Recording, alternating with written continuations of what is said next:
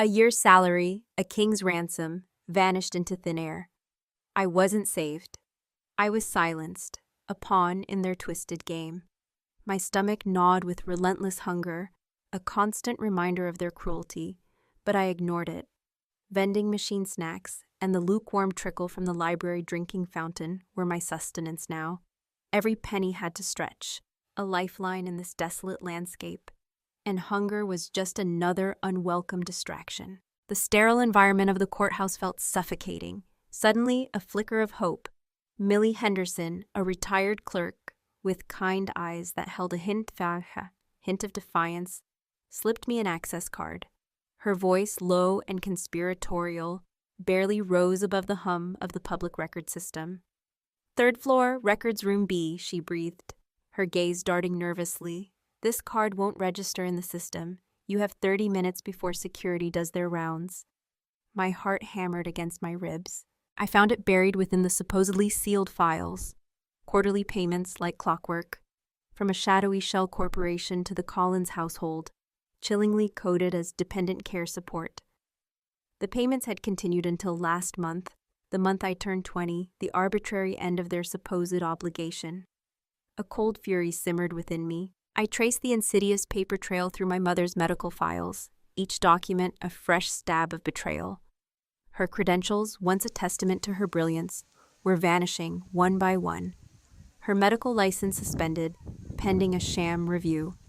Her groundbreaking research withdrawn under vague, slanderous allegations of misconduct. Her prestigious academic positions terminated with terrifying thoroughness. A systematic erasure designed to obliterate her very existence. My hands trembled with rage. Late Thursday afternoon, the hushed stillness of the library was broken by the librarian's hesitant approach. Her lips were pressed into a thin, worried line as she slid a worn manila folder across the table, her eyes avoiding mine. "They shouldn't exist anymore," she murmured, her voice barely audible. "They requested all copies be destroyed during the investigation. I kept one. Been waiting for someone to ask the right questions." Inside lay the original whistleblower statement from Dr. Eleanor Vance, my mother, detailing horrific experimental treatments inflicted upon female patients labeled with oppositional personality disorder or hysterical tendencies, women who dared to question authority, who refused to comply with the established order. Treatments designed to crush their spirits, to create docility and blind acceptance of the very hierarchies that sought to control them. A wave of nausea washed over me. Back in the sterile anonymity of my room at Pinewood Hostel, my fingers trembled as I unfolded one of Gregory's donation envelopes from the Hale Foundation. The return address, stark in blue ink, sat like a malevolent accusation. The same cold, impersonal logo appeared on my mother's commitment papers. The same chilling signature of Gregory Collins authorizing financial arrangements for Dr. Eleanor Vance's indefinite therapeutic residency. The pieces of the puzzle were clicking into place, each one a painful revelation. 3 days later, I found Mrs.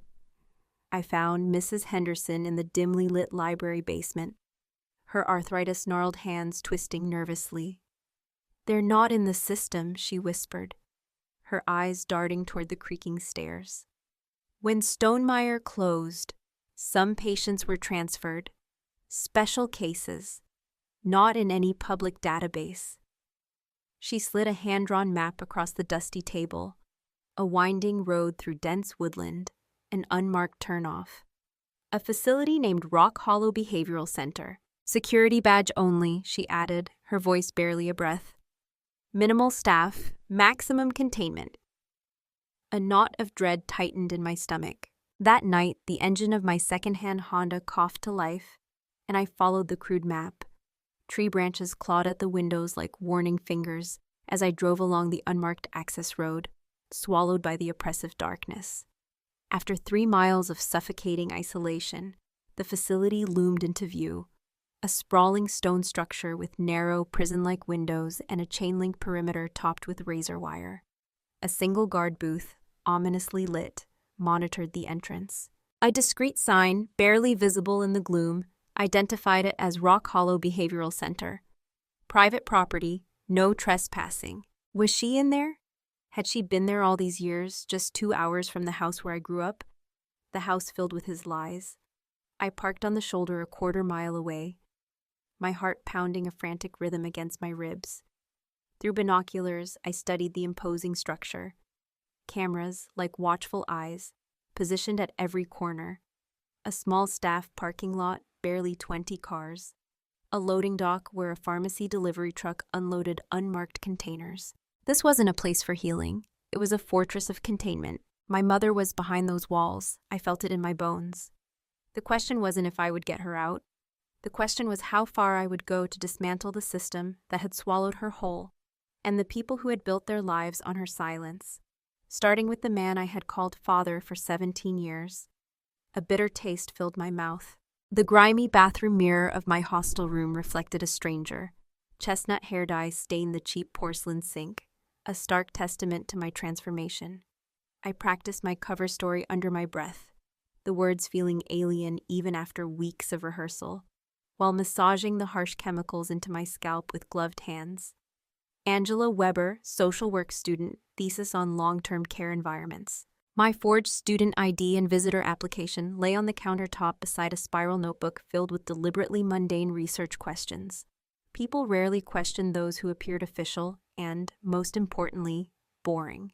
The drive to Rock Hollow took 40 agonizing minutes along winding back roads that seemed to lead nowhere. The facility emerged from the dense woodland like something ripped from a Victorian nightmare.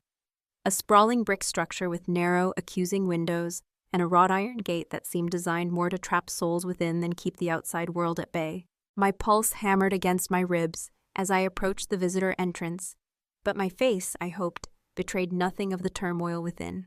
The receptionist, a woman with hollow eyes that seemed to have witnessed too much, barely glanced at my credentials. Her gaze, devoid of any warmth, mechanically scanned my forged documents. "Purpose of visit?" she asked, her voice as flat and lifeless as week-old soda. "Research interview with patient Eleanor Vance for my thesis on institutional care environments."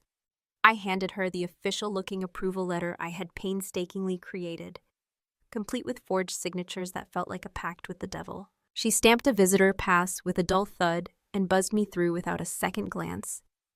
The antiseptic smell hit me first, a cloying mix of bleach and industrial cleaner, desperately trying to mask something sour and deeply unsettling underneath. Shuffling feet echoed down the long, sterile corridor in a steady, depressing rhythm as patients moved between scheduled activities, flanked by attendants with clipboard charts and vacant board expressions. My heart ached with a sudden, sharp pang of empathy. The visiting area was a bleak space, furnished with scattered tables bolted to the floor, each separated enough to prevent any semblance of genuine connection between groups. A hulking guard stood by the only exit, the jangling of keys at his belt a constant, oppressive reminder of our captivity. And then I saw her. My mother sat by the window, a fragile figure with hands folded delicately in her lap. Wispy, gray-streaked hair was pulled back in a loose knot, revealing the delicate bones of her face. Sunlight, filtered through wire-reinforced glass, illuminated dust particles that danced around her like miniature constellations. Her gaze was vacant, following nothing in particular. My carefully constructed research hadn't prepared me for how small she would look, how utterly lost. I approached slowly, my legs feeling heavy, and set my notebook on the table with deliberate calm. "Dr. Vance, I'm Angela Weber. Thank you for agreeing to speak with me." Her eyes didn't focus immediately. The medication, I realized with a sickening lurch. They kept her drifting, tethered between reality and some medicated oblivion. I sat across from her, acutely aware of the guard checking his watch. Time mattered. According to the schedule I had memorized, medication rounds happened at 10:00 a.m. and 2:00 p.m. It was 11:30 a.m., the narrow window when some patients experienced a brief flicker of clarity. "I'm researching long-term care environments," I continued, my voice loud enough for anyone listening, then leaning forward slightly, my voice dropping to barely above a whisper. "Maya, my name is Maya." Her eyes sharpened suddenly, pupils contracting as if someone had finally adjusted her focus. Her frail fingers trembled as they reached toward my face, stopping inches short of contact. They said you would forget me, she whispered, her voice rough and unused. That you'd be safer that way. The simple recognition, the raw emotion in her voice, splintered something in my chest. 16 years of forced separation dissolved by 5 quiet words. I remember enough, I answered, my own voice thick with unshed tears, opening my notebook to create a shield from watching eyes. Camille's gaze darted to the guard, then back to me, a flicker of urgency in their depths. We have 20 minutes before Lawrence makes his rounds. He thinks I'm responding well to the new dosage. I nodded, keeping my expression neutral despite the storm raging behind my ribs. Tell me what happened. Behavioral conditioning experiments at Stonemer Meyer, she murmured, her face arranged in the placid, unsettling mask of the institutionalized. Hale called them breakthrough treatments for treatment-resistant patients. Her voice, though quiet, held a chilling undercurrent of remembered horror. She described mental tortures disguised as therapy, sleep deprivation, isolation, experimental drugs administered without consent. The careful selection of difficult women, she continued, her voice gaining a fragile strength.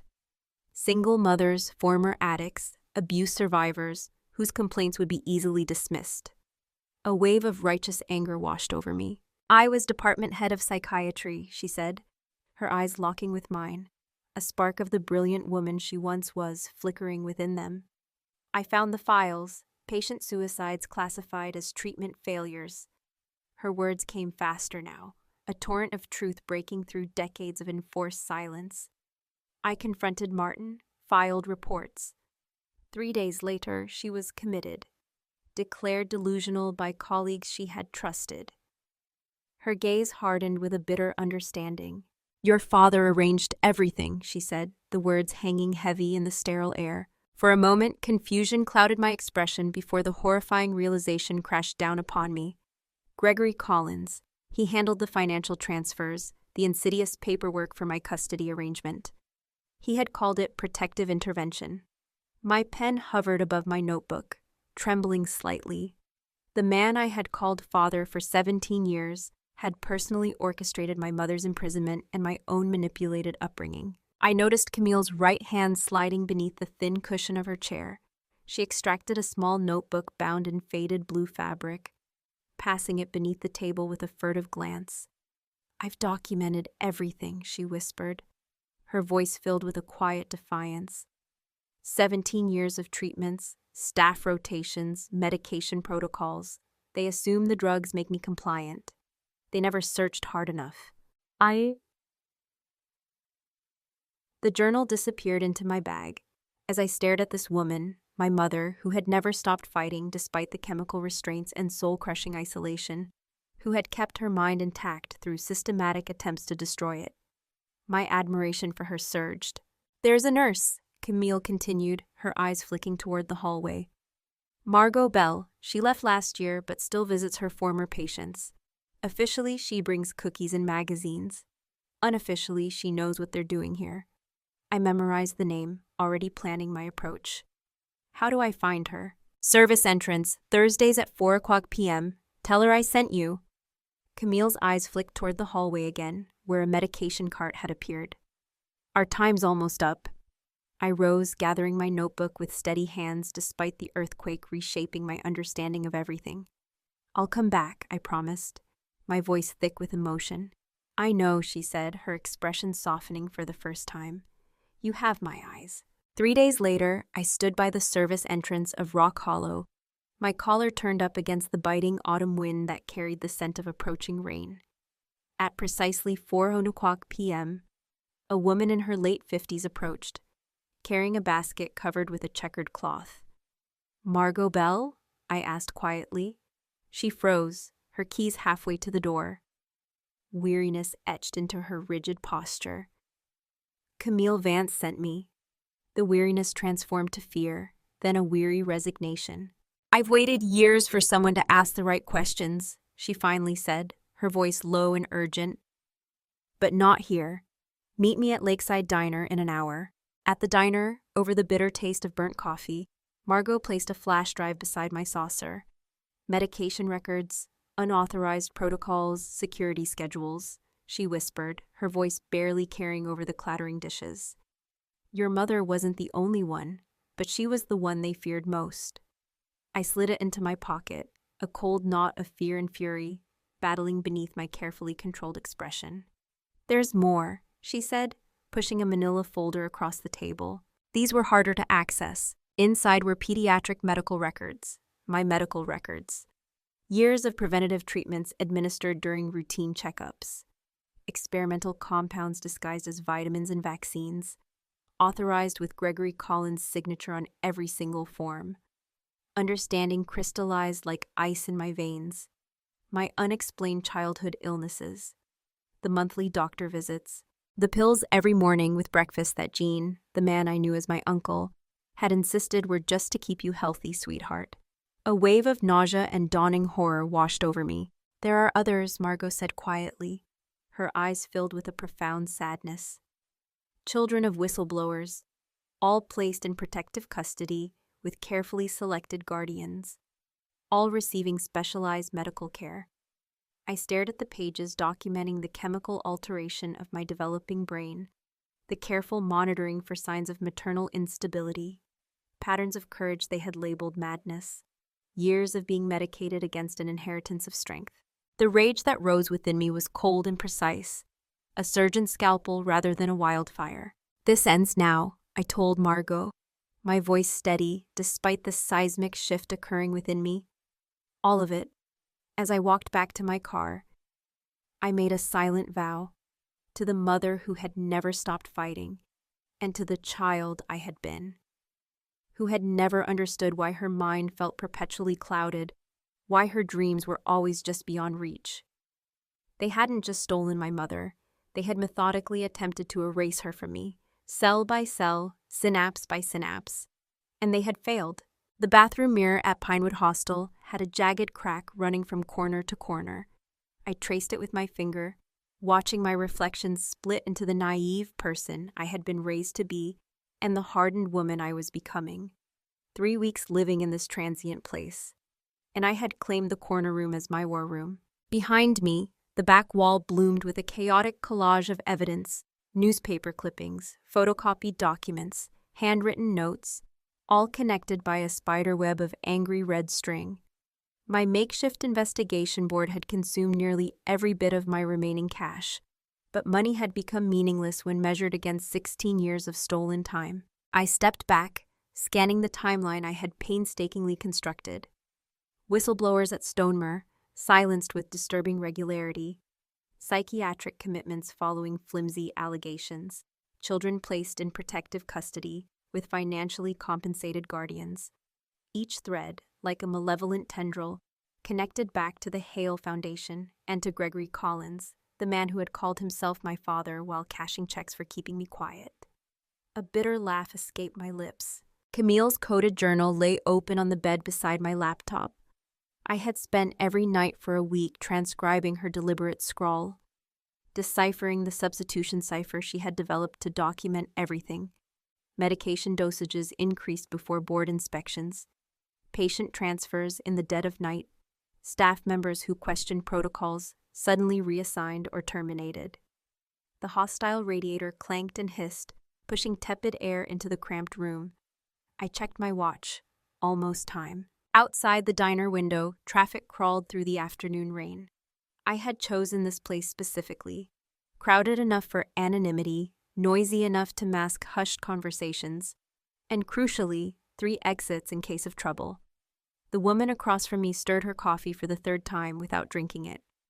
I tried to tell this story 10 years ago, Tessa Monroe said finally, her eyes sharp despite the fatigue lining her face. They scanned the documents I had placed between us. A former investigative journalist, blacklisted after pursuing corruption allegations against politically connected figures, Tessa was my 7th attempt at finding the right ally. The previous 6 had believed me, but lacked either the courage or the platform to help. What happened? I asked, though my own research had already painted a grim picture. Sudden tax audit, she replied, her voice flat with the bitterness of betrayal. Mysterious computer failures that wiped my research. Sources who denied ever speaking to me. She tapped a finger against the photocopied photo of Dr. Hale. They didn't just discredit me, they erased me professionally. Yet here she was, a flicker of something akin to grim determination in her eyes. Some stories never let you go, even after they destroy you. I pushed Camille's photocopied journal pages toward her. This time, we have evidence they can't erase. She studied the pages, her professional mask slipping for just a moment. Your mother was brilliant. Even heavily medicated, she built a case. We spent the next hour developing our distribution plan. Multiple outlets, never just one. Independent podcasts focusing on medical ethics and institutional abuses. Former prosecutors now working in patient advocacy. Journalists operating outside traditional media structures. Individual packages, Tessa explained, sketching a diagram on her napkin. Each one gets unique documentation with separate access codes. No single target has everything. A dead man switch protocol, I added, understanding immediately.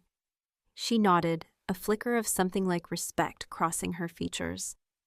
We're not just telling the truth, we're making it too loud to bury. I returned to the hostel after dark to find Gregory standing in the shabby lobby, his charcoal suit incongruous against the worn furniture.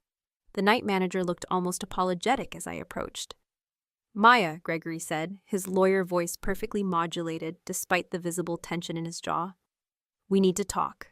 I led him to the common room, deliberately choosing the space with the security camera in the corner. He noticed my strategic positioning, his eyes narrowing slightly. Your mother had certain unstable genetics, he began, straightening his tie with a nervous tick. We've protected you from that heritage. These delusions you're pursuing? How did you find me? I interrupted, my voice cold and steady. His momentary silence told me everything. They were watching, tracking. The police contacted me today, I continued calmly. They're concerned about my behavior.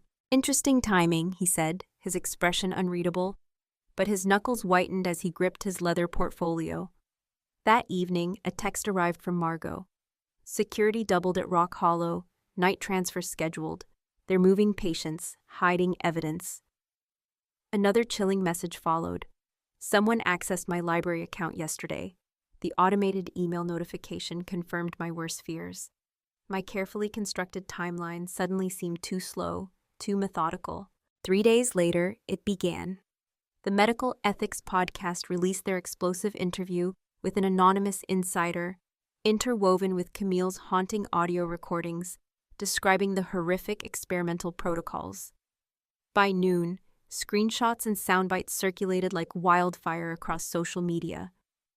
Local reporters, sensing a major story, started making inquiries. Anonymous tips from former Rock Hollow employees began trickling in, chillingly validating our claims. That evening, the hostel manager stopped me at the stairs, his voice low and conspiratorial. 2 men asking questions about you today, showed badges but wouldn't leave cards. I texted Tessa immediately. We need to accelerate our timeline. By morning, I had relocated to a small anonymous apartment belonging to Tessa's friend. My few possessions crammed into my backpack. The first major news outlet had picked up the story. The Hale Foundation issued a predictably bland statement denying all allegations, calling it a coordinated smear campaign. Their denial, however, rang hollow against the gathering wave of evidence we had unleashed. Too many voices speaking at once. Too many damning documents pointing to the same horrifying conclusion. The truth wasn't just emerging, it was roaring. I woke to the insistent buzzing of my burner phone vibrating against the nightstand. The digital clock read 4:17 a.m. Tessa's name flashed on the screen. It's happening, she said without preamble, her voice tight with adrenaline. Turn on any news channel. I fumbled for the remote, my fingers clumsy with sleep and a surge of nervous energy. The ancient television in my temporary apartment flickered to life, bathing the room in a cold blue light. The scrolling headline at the bottom of the screen screamed, "Breaking, multiple outlets report allegations of patient abuse at Rock Hollow Behavioral Center." My breath caught in my throat. After weeks of meticulous planning, the synchronized release of evidence packages to 7 different media outlets had worked exactly as intended. The Washington Times has the financial records, Tessa continued, her voice a mixture of triumph and disbelief. Channel 9 is running the video footage from Stonemer. NPR has 3 former employees on record. I watched, transfixed, as the camera cut to the steps of the Hale Foundation headquarters. Dr. Martin Hale, his normally immaculate appearance disheveled, stood behind a podium, sweat beading on his forehead despite the early morning chill. These allegations are completely unfounded, he stammered, adjusting his tie with trembling hands. The Hale Foundation has a 50-year history of compassionate care. The reporter's sharp voice cut through his carefully constructed facade. Dr. Hale, can you explain these internal memos authorizing the commitment of Dr. Eleanor Vance after she reported experimental protocols at Stonemer Institute? The camera zoomed in on the damning documents held aloft for viewers to see. My foster father's signature was clearly visible at the bottom. Gregory Collins, Chief Financial Officer, Hale Foundation. A wave of vindication washed over me. I turned up the volume as the anchor reported that social media had erupted with the hashtag #RockHollowTruth as former patients, emboldened by the revelations, began sharing their own harrowing experiences. My phone buzzed with an incoming text from an unknown number. State Medical Board just called emergency session for 9:00 a.m. It was working. Outside, the sky began to lighten with the first pale hints of dawn. I pulled up another news site on my laptop. 3 Rock Hollow administrators have been placed on administrative leave. A congressman from the Oversight Committee is calling for a federal investigation. The system was beginning to crack. I called Margot at exactly 7:05 a.m., following our predetermined schedule.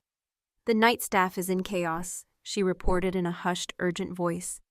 "Administration ordered all patient files secured, but security is stretched thin, covering the entrance where reporters are gathering." "Tonight," I told her, my voice firm with resolve. "We move tonight." 16 hours later, I parked 2 blocks from Rock Hollow's service entrance. The evening news reported Gregory Collins's opulent home being searched by police, and Dr. Hale taken in for questioning. The momentum had built faster than even we had dared to hope. Margot met me at the employee gate, her face tight with nervous energy. She slipped me a discarded staff ID badge. "I've already processed the discharge papers," she whispered as we walked briskly through the dimly lit service corridors. "Filed them yesterday before anyone was watching for unusual activity." The hallways were eerily quiet. Most staff had been pulled to manage the escalating media crisis or deal with the influx of frantic family members calling about their loved ones. "Third floor has minimal supervision tonight," Margot explained, swiping her keycard at the silent elevator. "Everybody's either hiding or destroying evidence." The elevator door slid open on the 3rd floor, my heart pounding a frantic tattoo against my ribs. We moved silently down the long corridor, our footsteps muffled by the worn industrial carpeting. Margot paused outside room 317, glancing both ways before unlocking the door. Camille sat on the edge of her narrow bed, a small canvas bag packed neatly beside her. Her gray-streaked hair had been carefully combed, and she wore a faded cardigan I had never seen before, over her standard-issue hospital clothes. "I knew you'd come today," she said simply, her eyes so much like my own, clear and focused. The medication schedule changed. They're distracted. I crossed the small room in 3 swift steps and took her hands.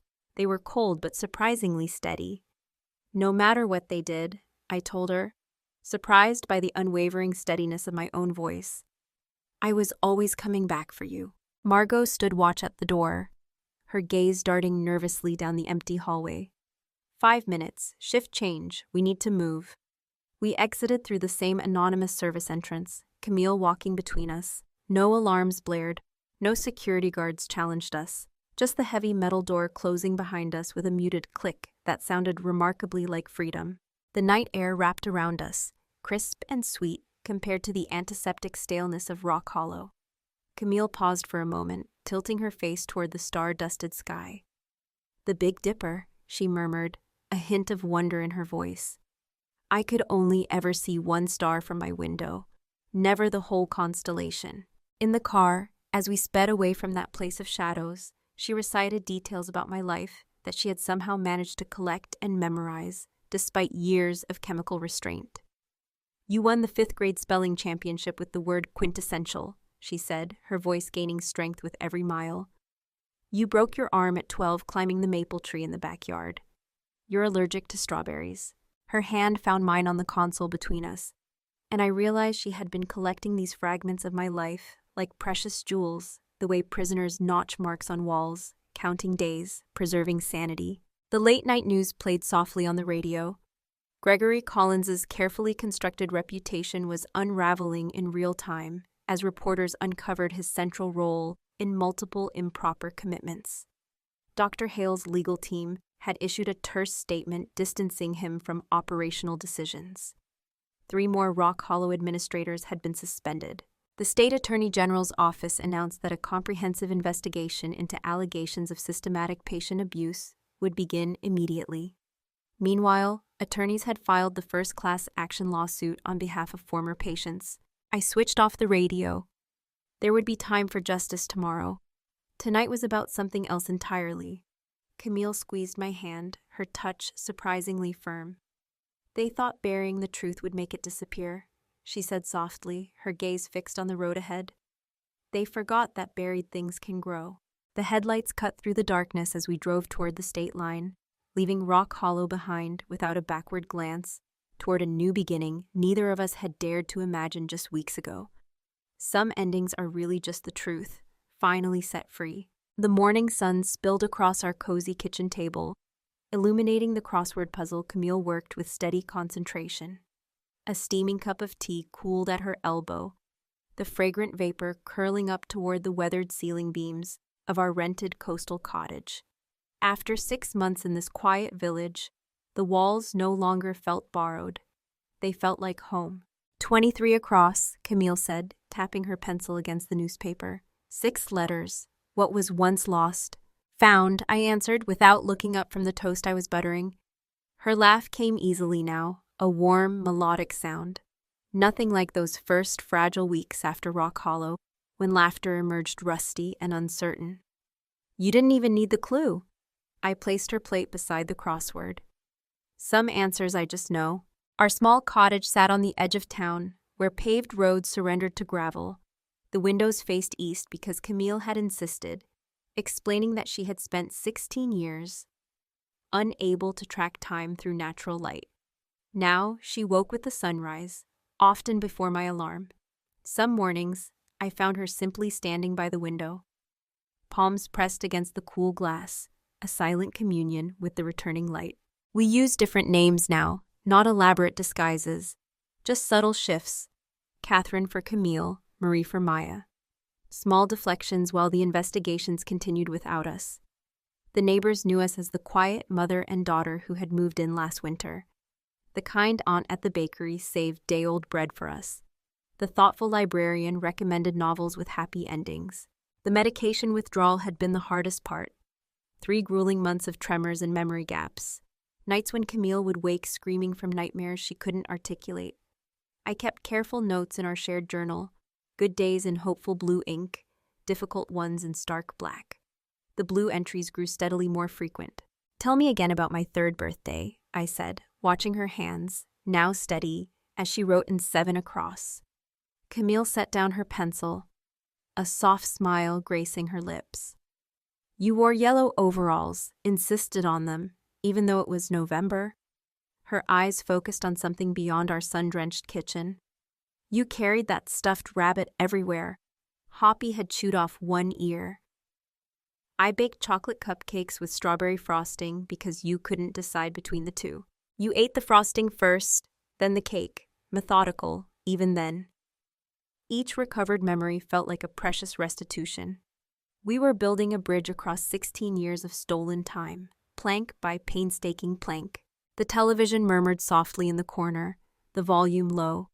Camille still flinched at sudden loud noises. The morning news showed Dr. Hale being escorted from his foundation offices, his face shielded by an upraised hand. The headline crawled across the bottom of the screen. "Investigation expands to 3 states. They found the records in Connecticut," Camille said quietly. I didn't ask how she knew. Tessa kept us informed through secure channels. though we had never revealed our location. Her groundbreaking exposés had just won a national award. Gregory Collins faced 13 criminal charges. The state medical board had suspended 6 psychiatrist licenses. A congressional hearing on institutional psychiatric abuse was scheduled to begin next month. The notification chime on my laptop sounded from the other room. Camille raised a questioning eyebrow. "Another survivor," I explained, retrieving the computer. "Claire Rothman. She's been sending encrypted messages for weeks." "Claire Rothman," Camille whispered, her eyes widening with a mixture of shock and hope. "She was at Stonemer before me. They said she killed herself." "Very much alive," I said, turning the screen so she could see the message. "You did what I couldn't. We're organizing testimony for the hearings. No pressure to join, but your statement would matter. CR 53 former patients have connected through our secure channel. Each story echoed fragments of Camille's. Brilliant women who questioned powerful men, then vanished behind diagnoses manufactured to silence them. Later, we walked the windswept shoreline as the evening painted everything in hues of gold and lavender. Camille's steps were stronger now, her frame less fragile. She pulled a faded photograph from her pocket, the one she had kept hidden inside Rock Hollow's library copy of Jane Eyre for 16 long years. In it, I sat on her lap, no more than 2 years old, both of us laughing at something just beyond the camera's frame. "I always felt something was missing," I admitted, watching the waves erase our footprints in the sand.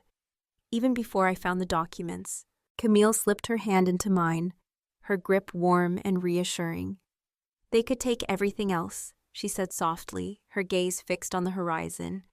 "But they couldn't erase that valuable lesson. The truth, no matter how deeply buried, has a relentless power to surface. Courage, resilience, and the unwavering pursuit of justice can dismantle even the most formidable systems of oppression.